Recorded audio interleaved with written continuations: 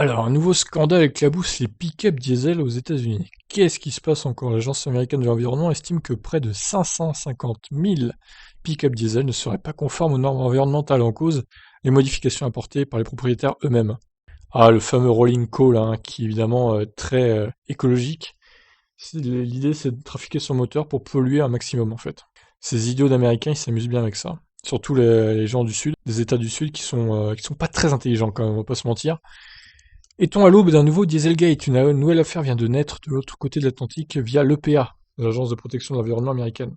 Remarqué par le New York Times, le rapport de 23 pages sur les pick-up diesel modifiés est d'une ampleur intense. Immense. Et intense, du coup.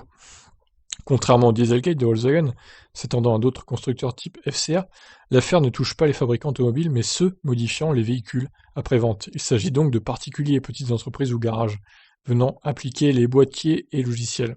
Ceux-ci ont pour but d'améliorer les performances et parfois de passer outre les contrôles anti-pollution.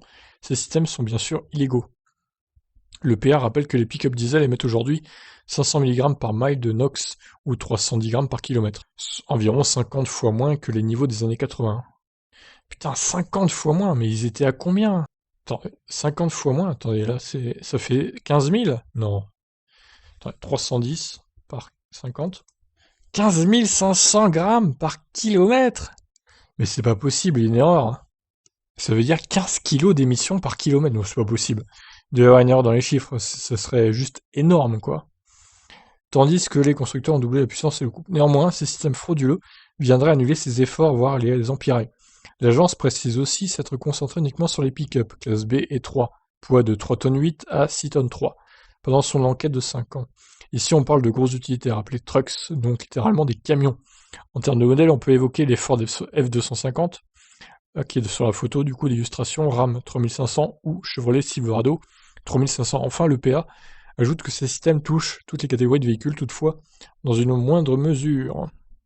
Selon le PA, ce sont environ 557 500 pick-up diesel qui auraient été modifiés dans le pays ces 10 dernières années. Cette estimation inclut 352 109 véhicules confirmés via les données recueillies, plus 205 369 estimés non détectés. Cela représenterait approximativement 15% du volume national.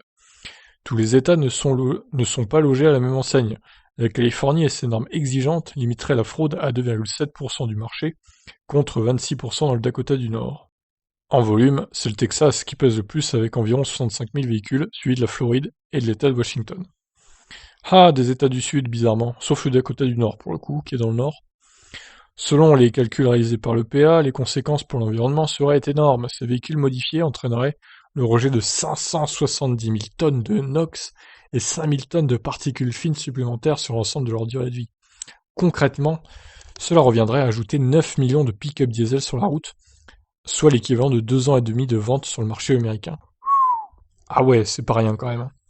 Les NOx sont des gaz très nocifs pour la santé. Le monoxyde d'azote et NO est instable mais forme de l'ozone, O3, pouvant être inhalé directement comme le dioxyde d'azote NO2. Ces polluants augmentent le risque de problèmes respiratoires, notamment chez les personnes fragiles et causent des morts prématurées. Des pluies acides peuvent aussi en résulter, touchant aussi la nature. Également mentionné dans ce rapport, les particules fines, PM2.5, sont encore plus nocives. Elles peuvent entrer dans la circulation sanguine, causant en plus des problèmes cardiovasculaires type AVC ou infarctus. Voilà, merci les Américains de votre participation à la pollution mondiale, encore une fois. Les gros dégénérés d'Américains là qui se croient tout permis avec leur pick-up, qui les modifient pour doubler leur nombre de chevaux et doubler du coup la pollution, voire plus que doubler la pollution d'ailleurs. Moi, ça me révolte, franchement. Ils se rendent pas compte qu'ils sont en train de détruire la planète avec leur satané pick-up. Il faut vraiment faire quelque chose, hein. J'espère que les constructeurs là-bas, ils vont vraiment sortir vite des pick-up électriques. Parce que là, c'est plus possible, quoi. C'est incroyable. Voilà donc, nouveau scandale en prévision concernant la pollution de plus de 500 000 pick-up diesel, du coup. Eh bien, écoutez, sur ce, je vous laisse réagir sur ces bonnes nouvelles. Qu'est-ce que vous en pensez de tout ça? Allez, ciao!